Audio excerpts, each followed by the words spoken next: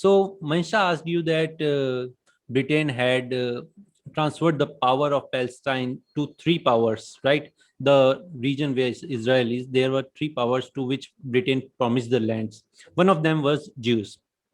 Now my question is that the now that when we think of that Israel, to whom the Israel really belonged to, the Palestinians, the Jews, because as far as I remember, the Palestinians too were promised a land, and it's not their fault that Jews come too powerful. What are your opinion aside from keeping aside the biasness, of course? Well, you can never fully keep aside the bias, but I'll do the best I can. Um, to understand this, you really have to understand the situation in 1948 when Israel became a nation. There was an attempt at the time to create this. I use these words because I don't know how else to phrase it. It's some sort of piecemeal nation, where if you look at the country, portions of it will go to Palestinians, portions of it will go to Israel, portions of it will be internationally controlled, but Yeah. it doesn't look realistic. It looks like a silly map created by toddlers, thinking that a world could work like that. You know, you don't see that anywhere else. So here we were put into a situation where you had two groups, except our group was really just one unit, essentially. Right? We stood together. Ultimately, their group wasn't really a group at all, and it was kind of at the behest of multiple Arab nations that were kind of putting their 2 cents into the situation, right? So there was no Palestinian leadership, central leadership that could say, we accept this plan. We had to wait and see if this vast world of the Arab population would accept the plan. So as you can imagine, if the Jewish people, we'll call it Israel, what did we have before 1948? I mean, World War II ended in 1945. Our people had been decimated. 2/3 of the European Jews were massacred. And we had no home. I mean, certainly didn't want to go to Germany. We didn't feel safe in Italy or Poland, and what are the other options? Russia? I mean, all these places have been, you're talking about your oldest brother who beats you up really bad, or your middle brother who beats you up slightly less bad. We don't we didn't have a home. We didn't have a safe place to go.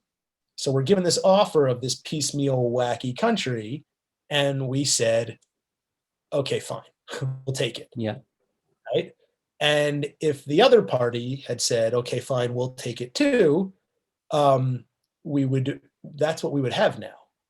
Right? If no wars were ever started, if everybody just decided we can compromise, we would have had this piecemeal country with a Jewish part and a Palestinian part, and some parts would go to Jordan, and some parts would go to Egypt, and some, I don't know, maybe some parts internationally controlled, and everybody be some version of happy or content.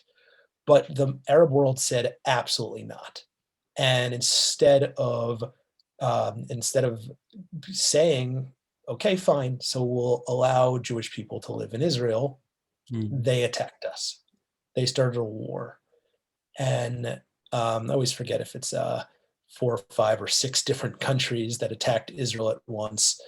Yeah. And they told, this is where things get really, really complicated, and there's going to be a lot of opinions on this subject.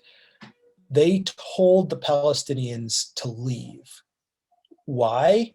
They wanted to create an area that would be easy to kill. right? If you have a land that's just filled with the Jews, you can carpet bomb the hell out of it and destroy your enemy and not worry about destroying your own people, the people you don't want to harm. So they told them to leave in order to be able to make it easier to destroy us. Now, we weren't supposed to win. Yeah. We shouldn't have won. How? I can't, I don't have an answer to that question. I don't have an answer to that question in 1948. I don't have an answer to that question in 1967. We won multiple wars that we should not have won. We did not have an air force. All the things that keeps Israel strong now, we didn't have any of that. We didn't have weaponry. We didn't have friends. we didn't have an organized military, but Yeah. we won, and we embarrassed the Muslim world by winning because of everything that I said. We should not have won.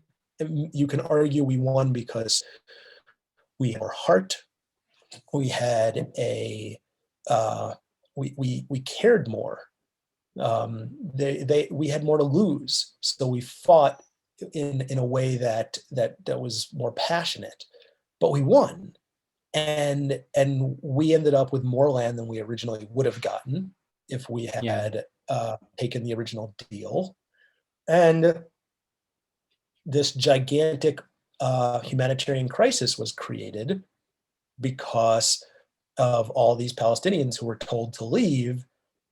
So they just assumed, okay, war's over, we go back. But that wasn't how it played out. And now you have a refugee crisis Yeah. that has never properly ended. And it wasn't like you had this group of people that would stay finite. They're going to have children and more children and more children. The number of refugees is just going to grow exponentially. Yeah. And you have an enormous humanitarian crisis. Now, you might have some camps of Jewish people who say, you left the country so we could die. You're not our problem. And I mean, I understand that that's a hurtful way of phrasing it, but I think most people understand the perspective. Also, Israel is the size of New Jersey. It's this puny little nothing land. Why is the massive Middle East not stepping up and saying, fine, we'll adopt these people into our countries and solve things that way? So, so that's one side of the argument. Another side of the argument will, of course, say that we that it was their land. They lived there beforehand. They need to be allowed to return to it. That's Israel's responsibility. Others might say the nation that was just decimated in a Holocaust a few years earlier should be ultra sympathetic to the cause of other people. Of course, we have to do whatever we can for these refugees. And I understand all of these perspectives. They're all extremely valid. And to some extent, pieces of all of them were adopted. But one thing is for certain, no matter what way you look at it, we were not the aggressors. We were not the ones who started the war or the violence in any fashion. And also we're the victors. And it's a complicated situation to be in. If people's sympathy for Israel started to go away when we started being the underdogs. It's a real weird historical perspective. Fun fact: our biggest supporter until 1967 was France. France was a huge supporter of Israel. Yeah. They supplied us with military might, if you will, and they cut us off in 1967. 1967 is when we won probably the most amazing military victory in the history of the world. I mean, I'm not a historian. I can't say for sure that it's the best, it's got to be up there.